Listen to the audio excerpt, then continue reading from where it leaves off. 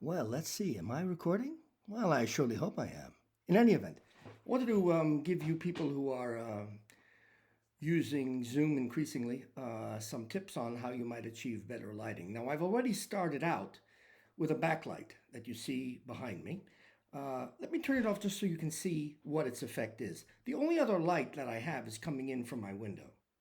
And that's why you see, excuse me, that's why you see this side of my face is illuminated better than this side. Gotta learn my left from my right. Let me turn off the backlight.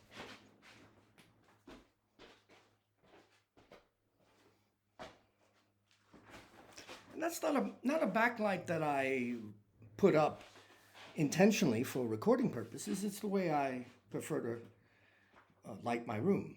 But it's not that great. Well, it's perfectly fine, I should say, for all purposes. Misspoke. Including when I shoot this video or any Zoom recording because um, it just looks dismal back there. Okay. Now, I'm lucky that where I'm sitting is in line with the light. Otherwise, the light would, as you've seen moments ago when I walked away, glare in your face. All right. So now let me make an experiment without that light at all. You see, it's off back there. And let me instead turn on a new product that I picked up the other day on sale at Costco for $22. These are under cabinet lights. They're very thin.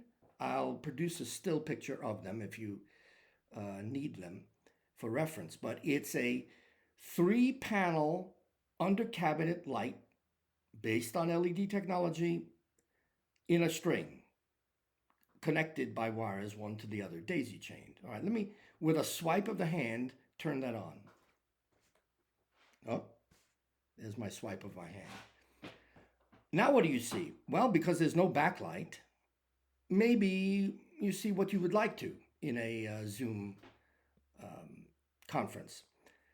Even if you don't use Zoom's backdrops, which would cut your figure out and place it on a nice backdrop, this kind of a dark background, I'm guessing, could be great for Zoom because when it cuts you out, it sees you against a very dark background. So this could be the best thing imaginable. Now, obviously, there's glare off my glasses. Here's what it looks like without. But I think the definition is good enough. This might not be ideal for a photographer in the sense that the lights are coming from 3 locations symmetrically from one side, then over the top of my monitor and down the other. Inverted U. Because the light is symmetric, perhaps it's not defining shadows well enough. Shadows help. If you don't have shadows, your image will look flat.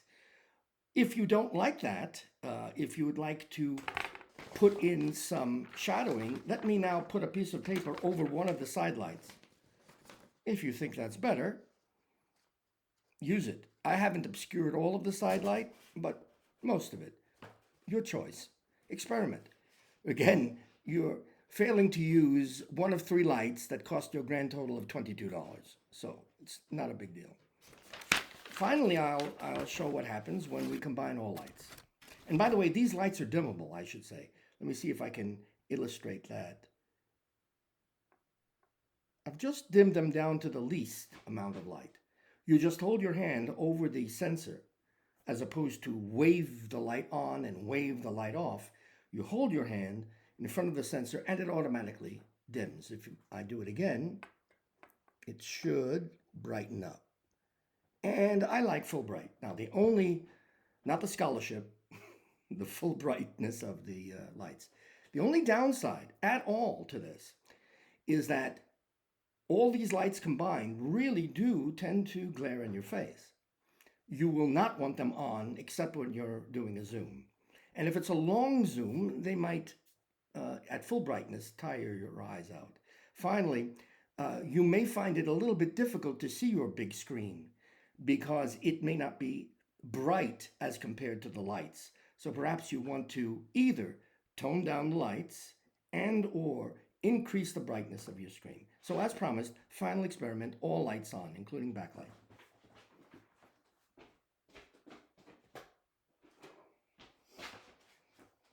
And no, I don't work for Costco, even though I'm selling you on a product that Costco sells. Now, that tends to make me look a little bit more angelic in as much as I have a halo around my head. Two things. Who says your light has to be that intense and staring at the camera? The light could be aimed toward the back of the room and less intense. If I drop some of the lights, pardon me if I'm not clad in the most elegant of clothing. This is only going out to close friends. I'm not naked. I'm not obscene, other than in my language. Okay, 2 of 5 LED lights. Just 2. Maybe it does the trick. I think it does. Now the halo is not so pronounced. Well, you can make easy experiments for yourself. I've done this with QuickTime. No other participants. This is not Zoom, but I can experiment, and I have determined that perhaps this is the best of all setups. Full brightness in the front, just a little bit in the back, if I wish. Hope this has been useful to you, and again, there are lots of ways of spiffing up your Zoom recordings or your Zoom transmissions. And I'm not saying you have to, but especially if you're good looking, and I'm not, especially if you want your face to come across realistically in the most flattering way, I think this kind of even dispersed light is just what you need. So take it for what it's worth, and see you on the next recording, whenever that comes. All right, now how do I stop this thing? I gotta look with my little eyes. Okay.